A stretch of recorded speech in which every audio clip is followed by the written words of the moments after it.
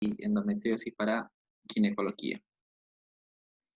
Entonces, necesariamente una vez que nosotros, no sé si se ve,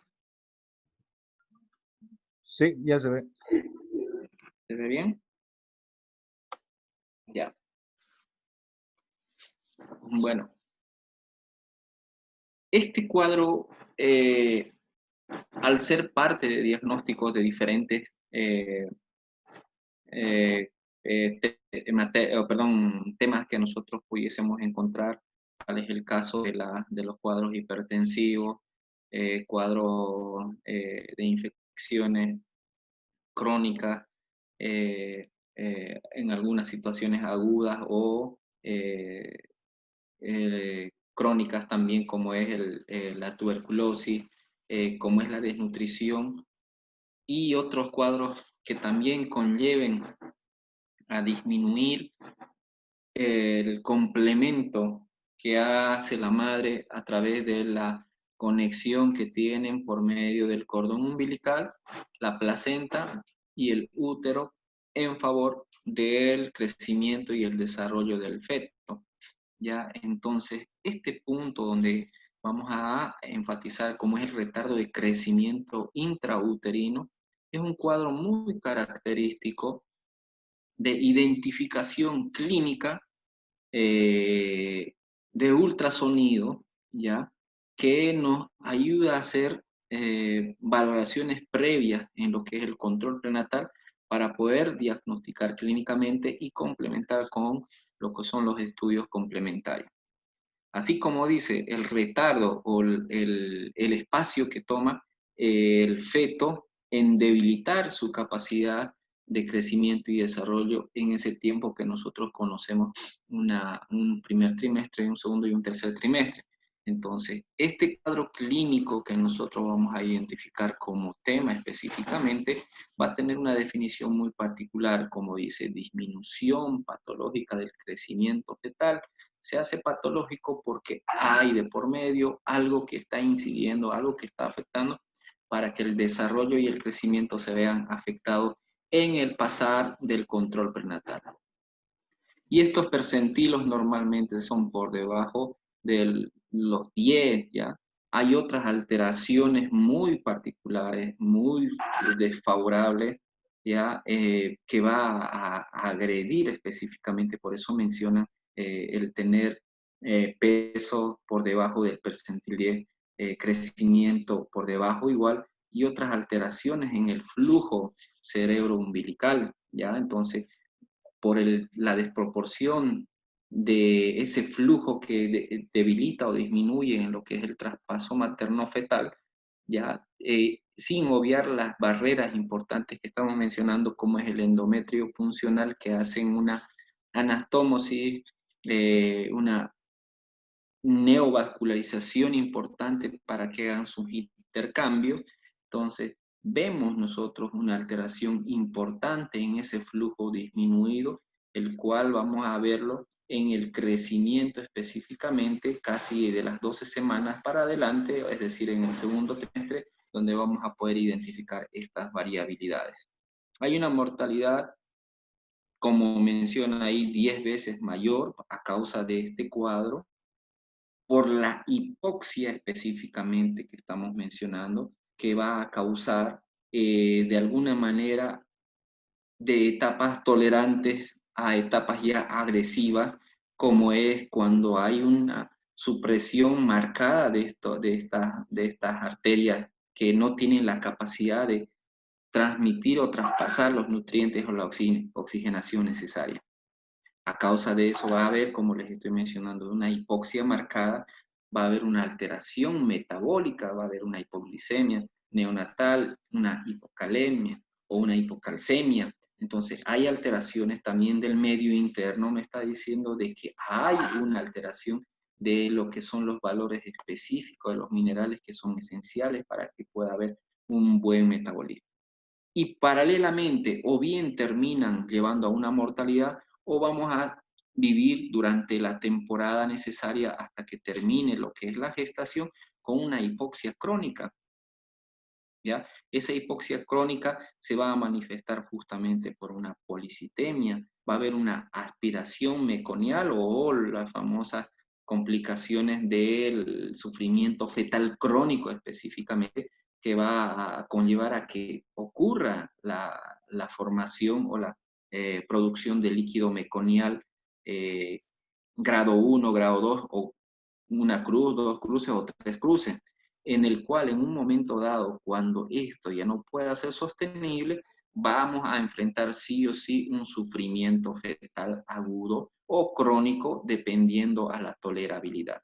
Y lesiones neurológicas, por ende, que es lo que nosotros no esperamos en los retardos de crecimiento intrauterino, pero es lo próximo que se sobreviene si es que no completamos el control y la conducta específicamente para poder resolver su situación del feto que está recibiendo muy poca oxigenación, muy pocos nutrientes y por ende hasta el propio metabolismo de excreción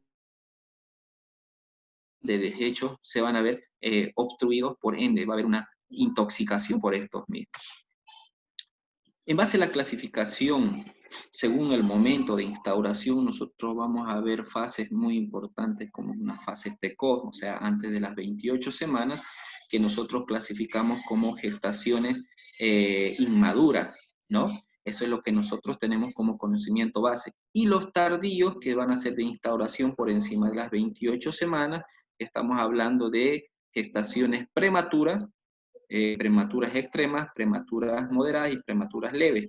Entonces, este tiempo que nosotros vayamos a ver entre lo uno y el otro,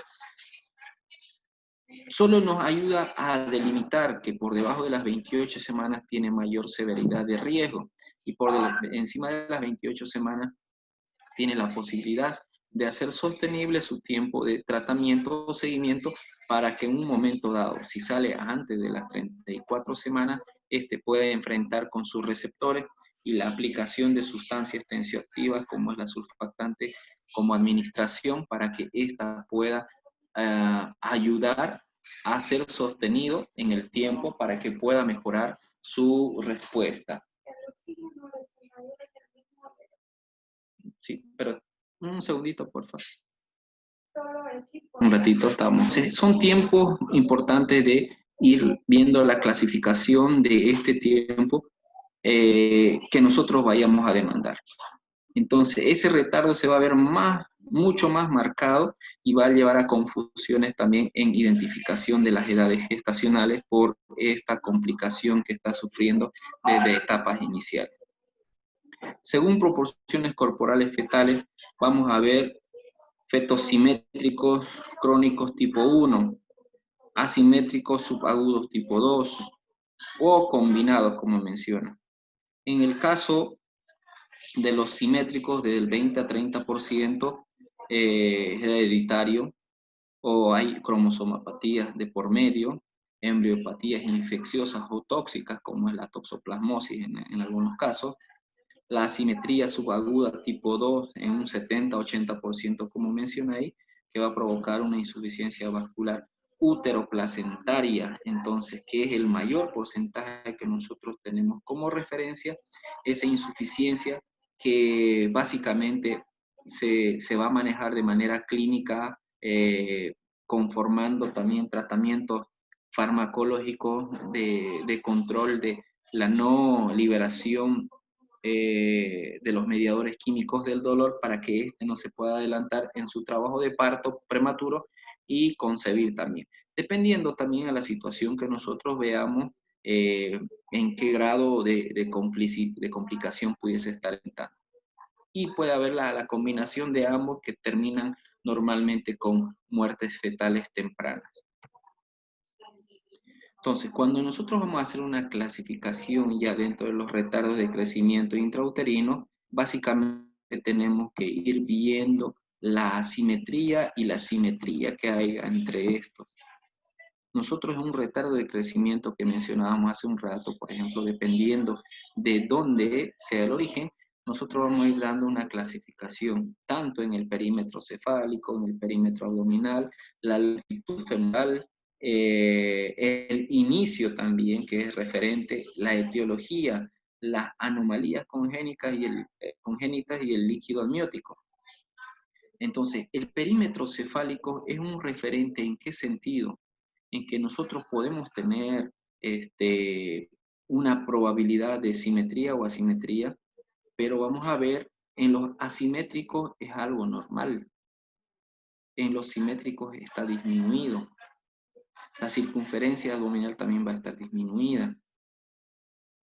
Entonces, si nosotros hacemos comparaciones en el retardo de crecimiento intrauterino en base a su clasificación, que lo simétrico normalmente está relacionado a probables malformaciones específicamente, vamos a hacer una comparación con la simetría, entonces vamos a ver sus particularidades.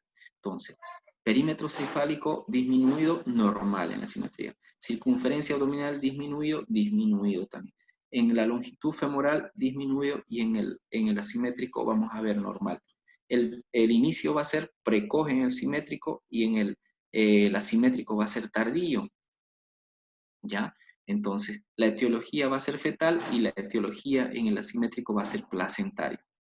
Anomalías congénitas frecuentes, me dice, como referencia. Es infrecuente en la asimétrica, pero puede estar también, como menciona acá, combinados, que es un 5 a 10%, que es muy bajo el porcentaje, pero es lo referente que tenemos que mencionar. El líquido amniótico, normal en el retardo de crecimiento asimétrico y en el asimétrico disminuido. Entonces, ¿qué estamos diciendo con esta escala de clasificación? Que nosotros tenemos que sí o sí diferenciar estos parámetros para poder clasificar y diagnosticar de que estamos frente probablemente a anomalías congénitas en el caso de los simétricos, que es un porcentaje bastante elevado. Pero no así con los asimétricos, que sí este es un porcentaje muy elevado de retardos de crecimiento intrauterino, justamente por etiologías placentarias en gran proporción, en gran escala. Y eso no se van a olvidar cuando hablemos también de otra patología que se llama preeclampsia. Eso vamos a avanzar también de manera muy particular, que es un tema importantísimo cuando hablamos de retardo de crecimiento intrauterino. Etiología, vamos a ver diferentes tipos de etiologías. Como referencia van a ver maternas, fetales y estructurales de la parte del órgano genital femenino, en la parte interna, ¿no? En la parte materna vamos a ver factores constitucionales, tales en el caso como la raza, la edad, la altura, factores socioeconómicos, desnutrición, trabajo, fatiga, o sea, el referente principal acá vamos a ver si se dan cuenta nuevamente, el factor socioeconómico. Este factor socioeconómico que va a estar relacionado mucho con la desnutrición que hace rato les mencionaba, que va a ser una dependencia muy importante, a diferencia de lo que son los problemas hipertensivos, que también están muy relacionados con alto porcentaje. Trabajo fatigoso, bajo nivel, factores ambientales y el uso de fármacos, ¿ya? Vamos a mencionar también hábitos nocivos, enfermedades maternas como son las enfermedades vasculares, renales, cardíacas, pulmonares y autoinmunes, y muy referentemente en las anemias.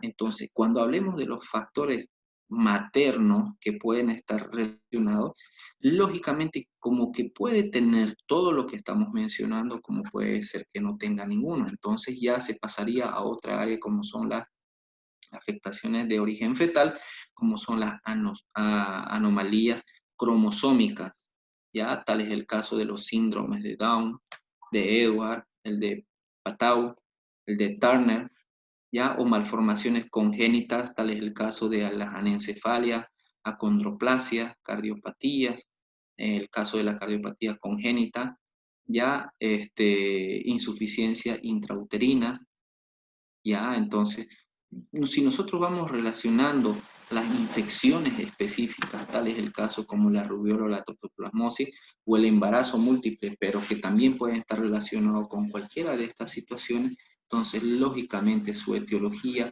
va a ser referencial con apoyos diagnósticos.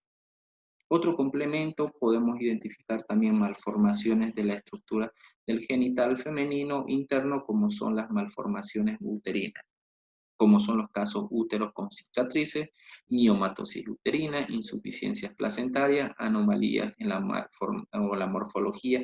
Tal es el caso de los tipos de úteros que nosotros conocemos, ¿ya? Esas malformaciones pueden ser los úteros didelfos, los úteros bicornes, unicornes, septados, ¿ya? Entonces esa variabilidad de úteros que nosotros vamos a identificar van a conllevar a que también tenga una dificultad en el crecimiento, por ende va a haber una restricción y anomalía específicamente en un traspaso favorable para lo que es la buena nutrición y la oxigenación. Y otro tipo de anomalías, lo que es en la parte del cordón, que puede ser referentemente obstructiva y no selectiva para el traspaso de la sustancia que nosotros estamos esperando.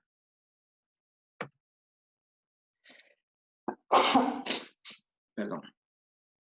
El diagnóstico, clínicamente, cuando nosotros vayamos a querer identificar si estamos frente a una paciente gestante, básicamente vamos a hacer una anamnesis, una antropometría materna y una valoración de la altura uterina para identificación del crecimiento o no.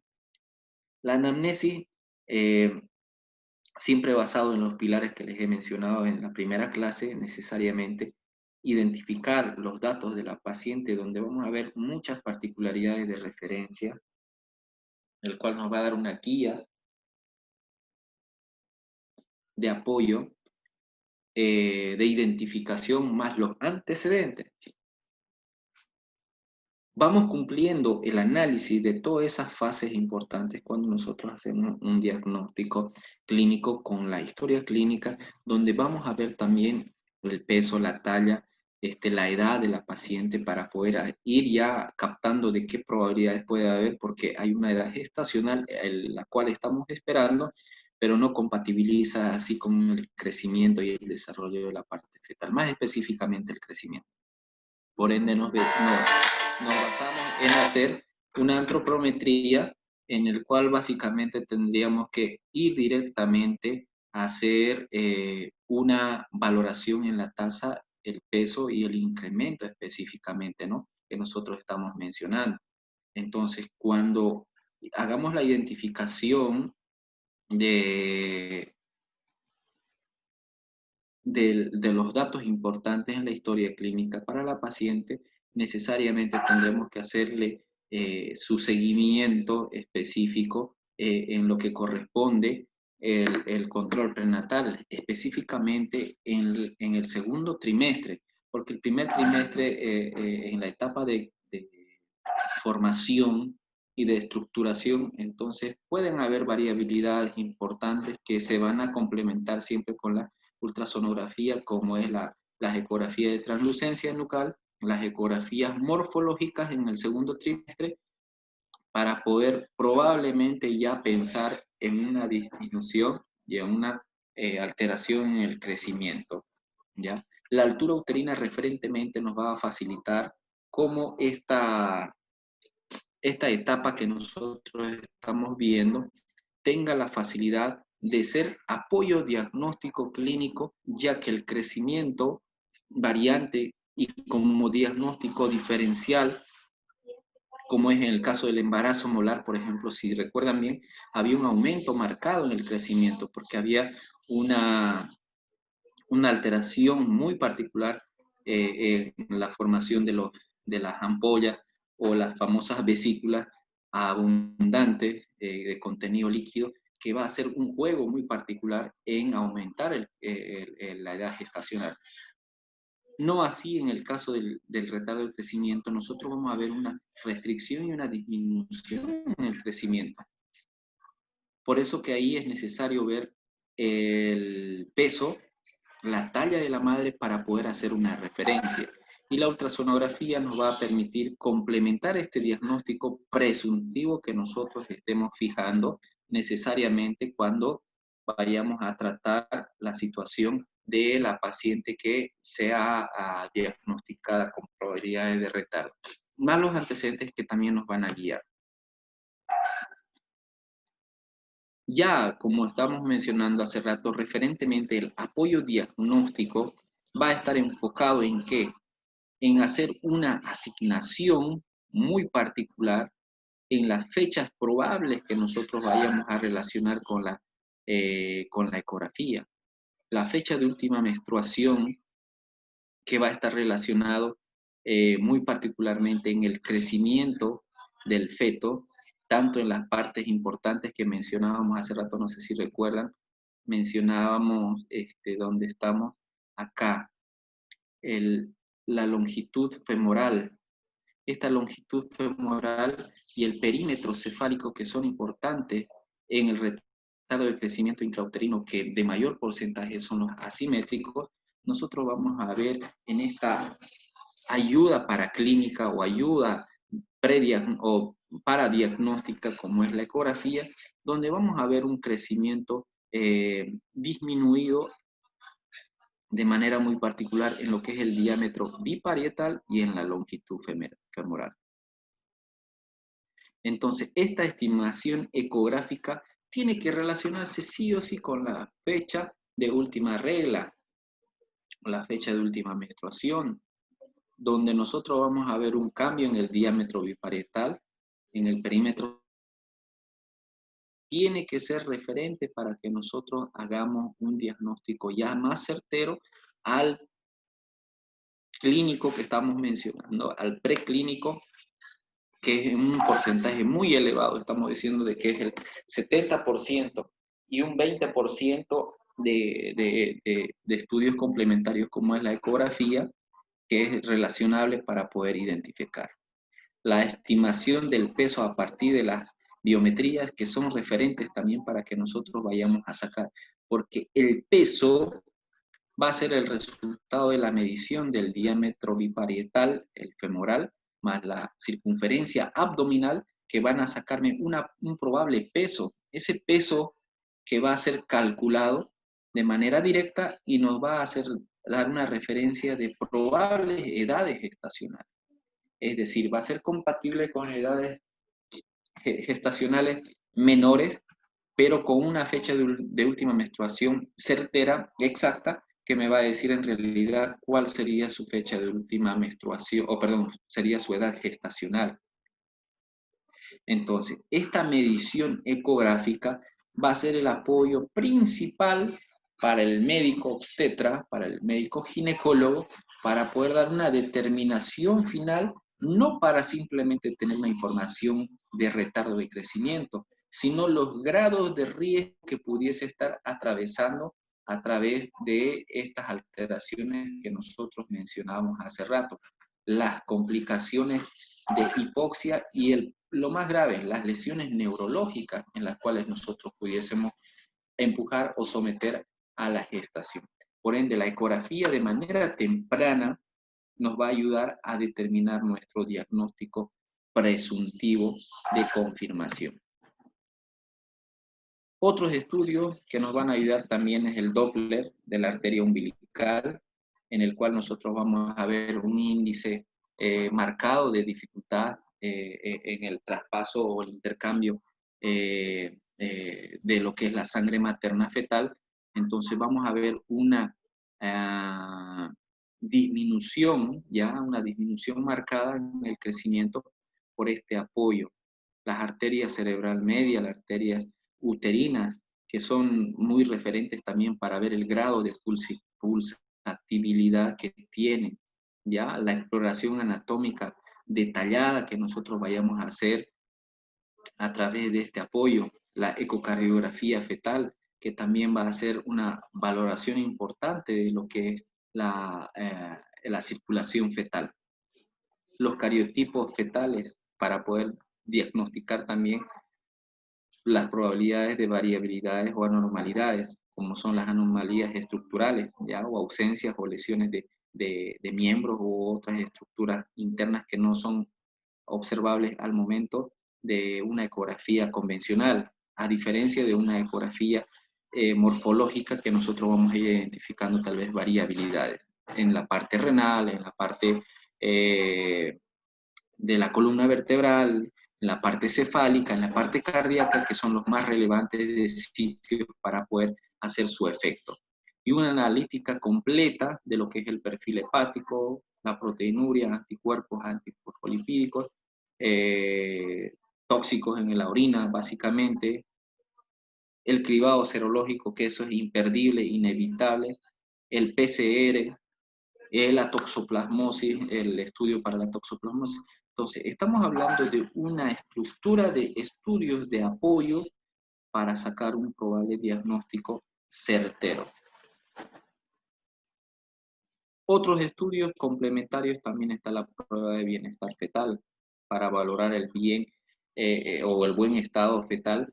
Puede emplearse, por ejemplo, el perfil biofísico, estudio Doppler, que son referentemente. El estudio Doppler, que es el más utilizado en la actualidad, como es el monitoreo fetal, se realiza semanalmente en los tipos 1 a 2, cada 2 o 3 días, en los tipos 3 a 4, específicamente tendríamos que hacerlo cada 12 o 72 horas.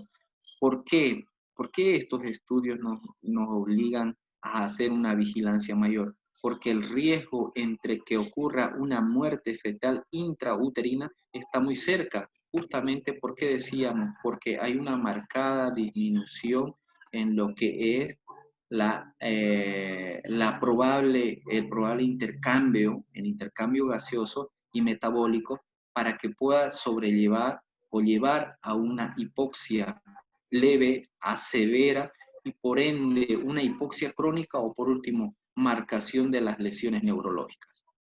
Entonces, ¿qué es lo que me está diciendo? Que el estudio Doppler a través del monitoreo fetal también tengamos que identificar un bienestar tolerante o probablemente silente, o también pudiésemos estar en a una etapa de nivelación o también de licitud, también se le menciona. ¿Por qué? Porque estamos viendo una frecuencia cardíaca probablemente estable dentro de los parámetros de 120 y 170, pero esta frecuencia cardíaca puede ser débil o debilitante para el feto para que pueda tener un buen metabolismo.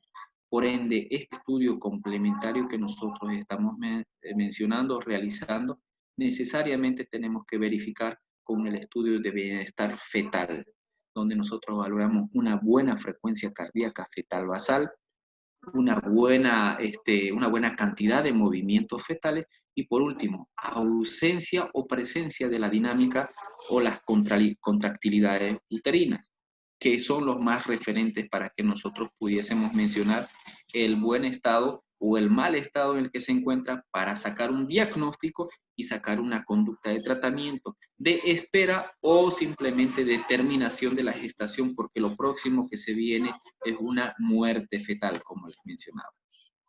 La conducta obstétrica va a ser basada siempre en vigilar, diagnosticar, tratar, y ese tratamiento va a ser muy pocas veces con acciones terapéuticas farmacológicas, a menos que la edad gestacional, por eso les mencionaba, esté muy relacionado a una edad inmadura o de prematurez. ¿Ya? Entonces, no hay un parámetro que nos pueda decir directamente en las primeras 24 horas tomar conducta, a menos que esté complicando el estado de su bienestar fetal. No hay protocolos rígidos en estas situaciones. Siempre se espera la finalización de la gestación por debajo de las 37 semanas, previamente a la maduración pulmonar o la estimulación a la maduración pulmonar. Extracción del feto de ambiente desfavorable como es la cavidad intrauterina, si es que este está causando también mayor sufrimiento. Valoración química de la maduración pulmonar basado en qué? En la edad específica de las 28 semanas a las 32 semanas, que son tiempos necesarios para poder hacer estimulación para la aparición de receptores, y estos receptores puedan captar con facilidad la sustancia tensioactiva como la surfactante, ¿no? Que hemos mencionado también. La coordinación con la parte de neonatología para que podamos hacer la conducta quirúrgica o sacar al feto por el sufrimiento, porque tampoco es sacar y no tener dónde llevarlo y quién lo vea. Por eso la coordinación con neonatología es importante para que puedan tomar una conducta. Y la monitorización importante y el control estricto intraparto, ya sea quirúrgico o normal, dependiendo a la situación en que nos encontremos. Medidas generales importantes: el reposo en cama, ya indicaciones ya para finalización de la gestación, que el retardo de crecimiento intrauterino severo en igual o mayor a 37 semanas pueda tomarse la conducta de manera temprana. Ausencia de crecimiento fetal en las últimas 3 semanas es referente. El Doppler o perfil biofísico patológico, también que tenemos que valorarlo en la parte materna y fetal. La presencia de oligoamnios en gestaciones menores o mayores o iguales a 36 semanas. El índice de líquido amniótico que esté por debajo de 5, que es lo que nos va a alarmar y tomar también de manera prematura una conducta. Cardiotocografía, necesariamente para hacer la valoración a través del monitoreo que les mencionaba. Ausencia del flujo diastólico de la arteria umbilical en gestaciones igual o mayores a 34 semanas. Ausencia del flujo diastólico acompañado de lo que es el oligoamio. Y también Doppler venoso alterado. ¿Cómo nosotros hacemos este seguimiento? Con todos los estudios que hemos mencionado, tanto en la parte tocográfica, tococardiográfica específicamente, como es el monitoreo fetal, la ecografía específicamente y la valoración clínica en tiempos, en el cual nosotros tendríamos que identificar si hay crecimiento o no, o mantiene un tipo de peso que va a ser referentemente a toma de conducta. Es muy desfavorable cuando el 50% tiene complicaciones perinatales, cuando nosotros ya hemos identificado el diagnóstico, hemos ya hecho un diagnóstico específicamente, tienen complicaciones perinatales o después del nacimiento, que vamos a verlo en el crecimiento específicamente, en las primeras 24, en las primeras 48, 72 horas, vamos a ver cambios muy particulares referentes. Es muy agresivo o es muy letal en algunas situaciones cuando hay malformación fetal o patologías sistémicas maternas que también pueden inducir a que haya complicaciones como es las patologías hipertensivas que hemos mencionado, el cual puede haber causado algún tipo de lesión lesiva, como es la parte neurológica, causando no solamente ausencia, eliminación de líquido meconial, por ende la ingesta y el atravesamiento de esta sustancia química hacia la parte pulmonar fetal, produciendo una neumonía química justamente. Ya en la etapa postnatal, reducción de velocidad del crecimiento y ganancia de peso, más problemas de conducta y cognitivo, ¿no? Son inevitables estas fases que probablemente lo vaya a ver la madre con el crecimiento del feto. Si estamos hablando de unos problemas no tempranos, sino en un momento dado que va a experimentar el niño o el recién nacido con el pasar de los días hasta que llegue a la niñez y podamos ver estos efectos agresivos que puedan complicar su estado natural del feto. La profilaxis esencial que nosotros tenemos que hacer en la etapa pregestacional, en la gestacional. Pregestacional, mejorar las condiciones físicas, nutricionales y psíquicas de la paciente antes de su gestación. Si hay patologías de por medio hay que tratarlas para que no se hagan una relación muy importante y no sean los que incidan y cuestionen y compliquen la edad gestacional, el peso, la talla y todo lo que estamos mencionando ya en una gestación. Ya cuando estamos dentro de la gestación, nosotros ya vamos haciendo el diagnóstico temprano para hacer la toma de la medicación correspondiente, los fármacos para preservar la perfusión adecuada, ya, entonces vayamos haciendo referentemente para que esta situación de complicación de nutrición o de la perfusión específicamente de las estructuras fetales no se vean afectados si nosotros no tenemos una vigilancia previa. Y la toma de medicamentos específicos esenciales que tendría que hacer en una primera etapa de primer trimestre, segundo y tercer trimestre. En esta parte vamos a quedar de lo que es el crecimiento o retardo de crecimiento intrauterinos. No sé si tienen alguna pregunta.